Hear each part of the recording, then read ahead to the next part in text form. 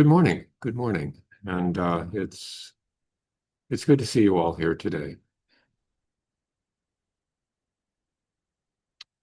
So in recent weeks, we've been talking about text from the Platform Sutra, relying mostly on Red Pine's translation of the Dunhuan text. It tells about the life and teachings of Hui Neng, an 8th century Chinese Zen teacher, the so-called 6th patriarch. And the section we'll be talking about today has to do with the three refuges, or the three treasures, as they're sometimes called, three gems of Buddhism: Buddha, Dharma, Sangha. But before I get into that, I'd like to make just a couple comments about religious texts in general. How do we approach, or how do we read a religious text? Well, they're certainly not historical documents in the usual sense, in the sense that we can rely on them to tell us facts about what happened at certain times in the past, that they're based on solid evidence of occurrences. They're not that. Nor are they philosophical treatises where you can expect some high level of consistency, coherence.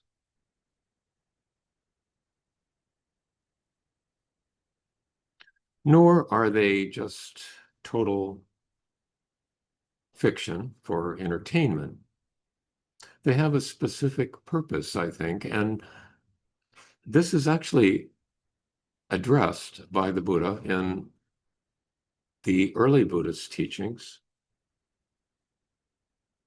And the Kulavagga rather, which is part of the Pali Vinaya, the Buddha has these words to say about his teachings. Of whatever teachings you can assure yourself, these teachings lead to dispassion, not to passion, to freedom from bondage, not to bondage, to decrease in possessions, not to increase, to few desires, not to many, to contentment, not to discontent, to solitude, not to socializing, to energy, not to indolence, to ease in maintaining oneself, not to difficulty. Indeed, you may consider this is the Dhamma, this is the Vinaya, this is the teaching of the teacher, the Buddha. So these teachings, these texts, are to help us live a more contented life, a life associated with less difficulty, less distress and despair. They're to help us deal with the complex set of conditions that humans perceive they need to deal with. And they may incorporate some seeming inconsistencies because, as the Buddha said, his teachings are like medicine for the sick, and there are many different sicknesses, and thus there are many different medicines. and the medicine needs to be in accord with the sickness. So the Buddha, in his teachings, and these religious texts in general, can approach topics from different aspects, from different perspectives, to address certain particular concerns.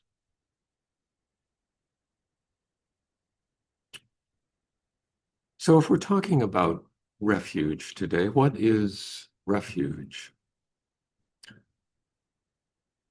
Well, the Buddha talked about refuge, and we'll get to that in just a moment. But that was recorded in the Pali language, and in the Pali language, the word from which refuge is translated is sarana, which, as I understand it, means something akin to haven or protection. Now, this Platform Sutra was written in Chinese, and the character that is used for refuge in medieval Chinese or pre-medieval Chinese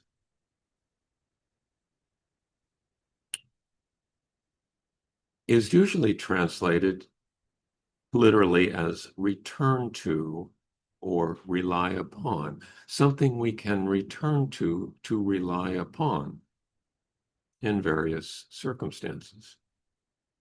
Refuge. So there's a little bit different coloring of meaning there in the two different languages. But one thing refuge is not to be considered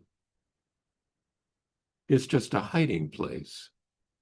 And the Buddha again addresses this explicitly in a section from one of the earliest recorded teachings of the Buddha, the Dhammapada. He says, people threatened by fear go to many refuges, to mountains, forests, parks, trees, and shrines.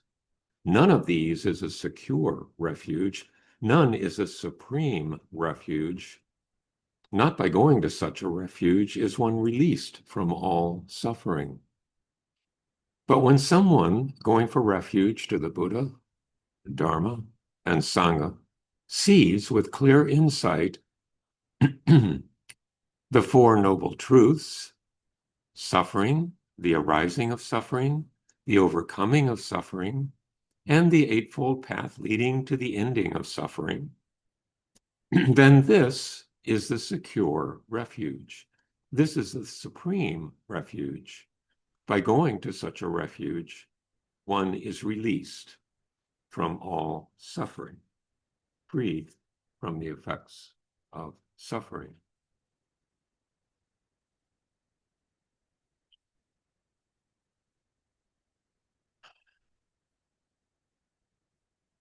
So the Buddha is telling us that how we perceive things and how we live in the world is our refuge, not some hiding place.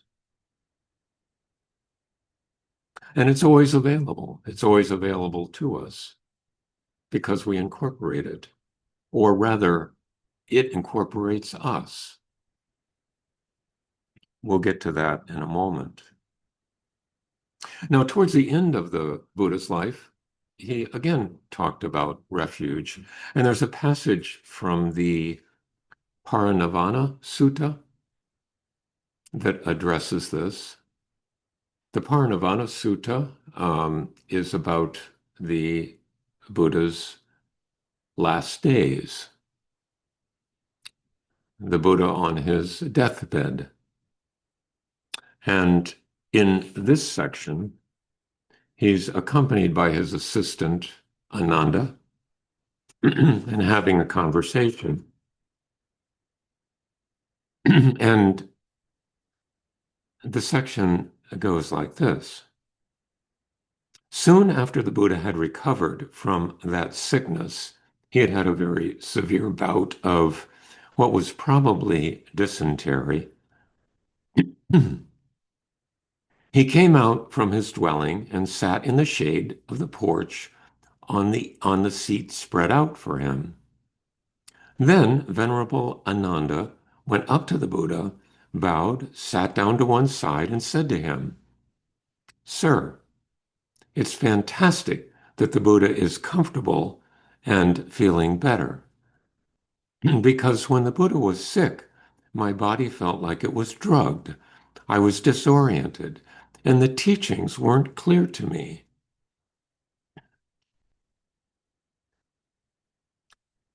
Still, at least I consoled myself by the thought that the Buddha won't be fully extinguished without bringing something up regarding the Sangha of mendicants." So Ananda was concerned about what would happen with the group of monks after the Buddha passed. And the Buddha responds to this and he says, "But what could the mendicant Sangha expect from me, Ananda? For 45 years, I have been teaching and supporting the community. I've taught the Dhamma without making any distinction between secret and public teachings. The realized one doesn't have the closed fist of a tutor when it comes to the teachings. I have taught you all that I know. If there's anyone who thinks I shall lead the mendicant Sangha or the Sangha of mendicants is meant for me, let them bring something up regarding the Sangha. But the realized one doesn't think like this. So why should he bring up something regarding the Sangha?" And then the Buddha goes on. "I'm old now, elderly and senior. I'm advanced in years and have reached the final stage of life. I'm currently 80 years old, like a decrepit old cart held together with rope.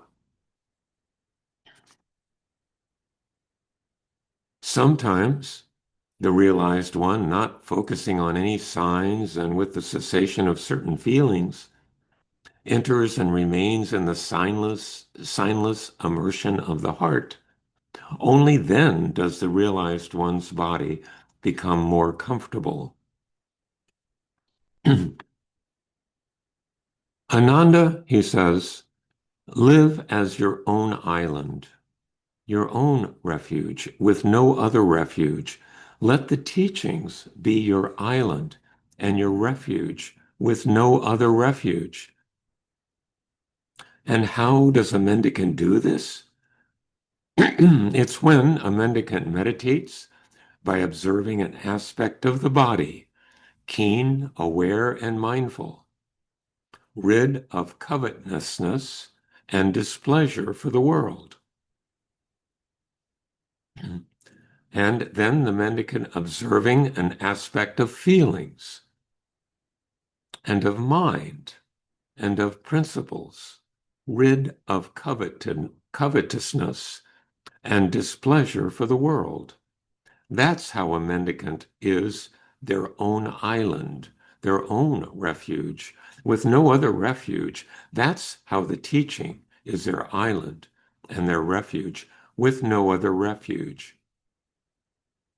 Whether now or after I have passed, any who shall live as their own island, their own refuge, with no other refuge, with the teaching as their island and their refuge, with no other refuge, those mendicants of mine who want to train in this way will be among the finest.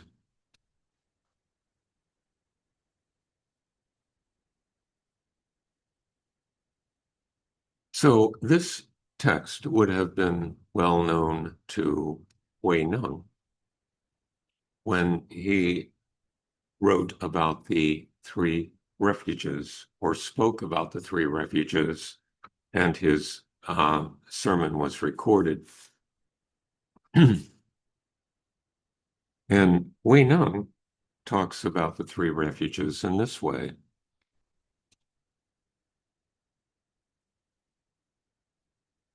Good friends, now that we have finished with repentance, I will transmit to you the formless precepts of the triple refuge. The Master said, good friends, we take refuge in enlightenment and the best of two-legged creatures. We take refuge in truth and the best of what transcends desire. We take refuge in purity and the best of congregations. Beginning today, call the Buddha your teacher. Never again take refuge in the mistaken teachings of other paths. And may you experience the compassion of your own three treasures, good friends. I urge you all to take refuge in the three treasures of your own nature, wherein Buddha means enlightenment, Dharma means truth, and Sangha means purity. Take refuge in the enlightenment of your own minds. Those whose delusions do not arise, who have few desires and no contentment, who are free from wealth and lust, they are called the best of two-legged creatures. Take refuge in the truth of your own minds. When your thoughts are free from delusion, you are therefore free from attachment. And freedom from attachment is called the best of what transcends desire. And thirdly, take refuge in the purity of your own minds. No matter how many afflictions and delusions are present in your nature, because your nature remains uncorrupted, this is called the best of congregants. Ordinarily, people don't understand this. Day after day, they recite the precepts in the triple refuge. But when they say they take refuge in the Buddha, where is the Buddha? If they don't see the Buddha, they aren't taking refuge in anything. And if they aren't taking refuge in anything, their words are false. Good friends, each of you should examine this for yourselves. Don't misdirect your attention. The sutras only say to take refuge in the Buddha of yourselves. They don't say to take refuge in some other Buddha. And if you don't take refuge in your own nature, there's no other place of refuge.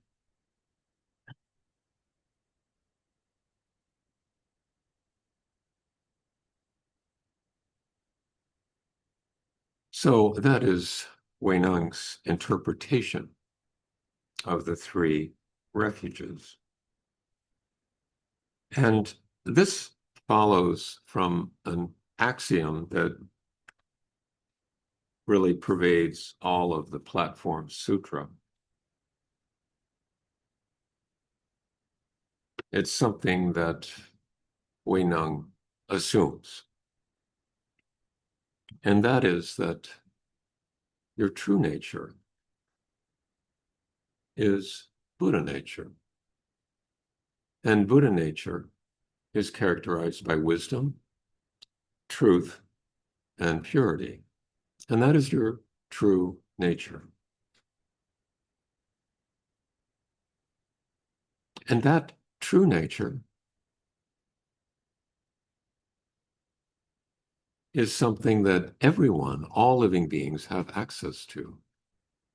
We might say all living beings have Buddha nature, but it's not really something you can possess. It's something that pervades all, and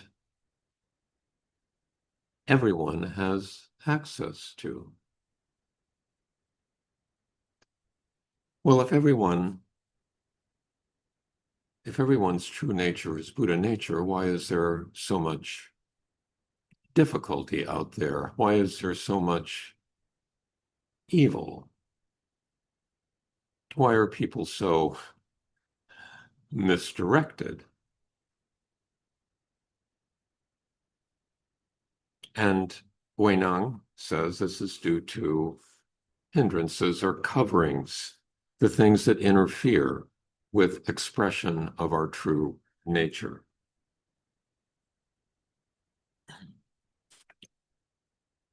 So we tend to get covered up by worldly desires for power or wealth, sensual pleasure, and by ignorance and deceit.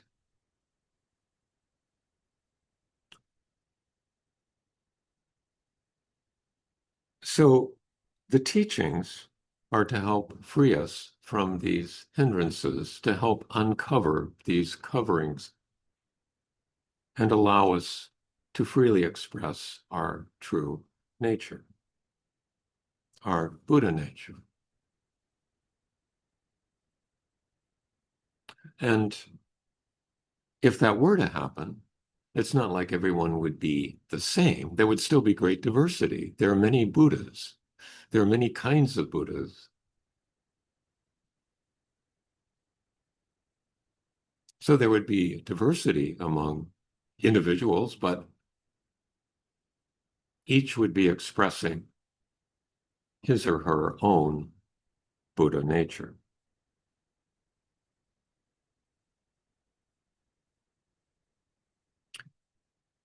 Now, to make the claim that all living beings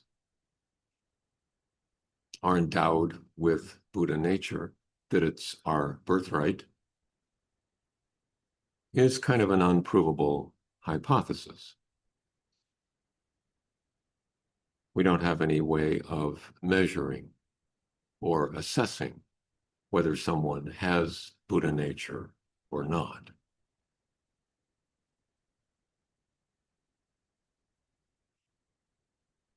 But what if we just made that assumption that all beings have Buddha nature, wandering through life with varying degrees of delusions and desires, hindrances, misconceptions? What if we made the assumption that their true nature was Buddha nature? Well, there wouldn't be any evil people. There would still be evil acts.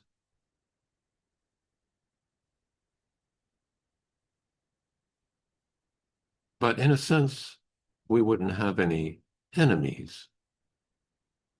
There's no one to kill.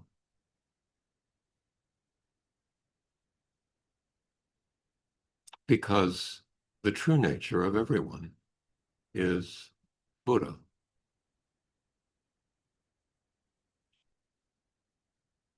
The teachings direct us in this way. And the Buddha indicated that all living beings are due respect because they all are potential Buddhas. Hui Neng is assuming this and invites us to take this as a tenet as well.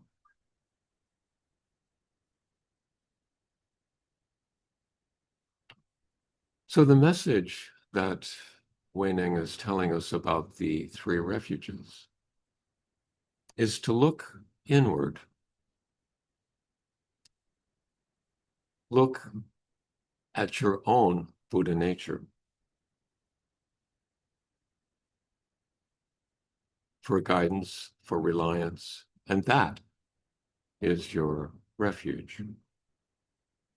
And the teachings are to help us to avoid getting caught up in lust, greed, anger, hatred, possessiveness, desire for power and acquisitions, as these things will only create more difficulties for us and others.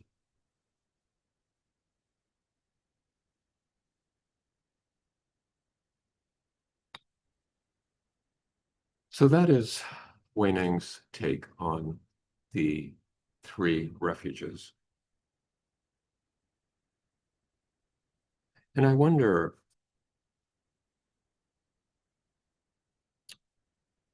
what you think about the notion of refuge. What is a refuge? What is your refuge? What do we mean by this? What practices, what reminders are helpful as a refuge so that we can navigate this human life regardless of circumstance? Thank you for listening today, and I appreciate your all being here. We'll go into breakout rooms, and we'll see you next time.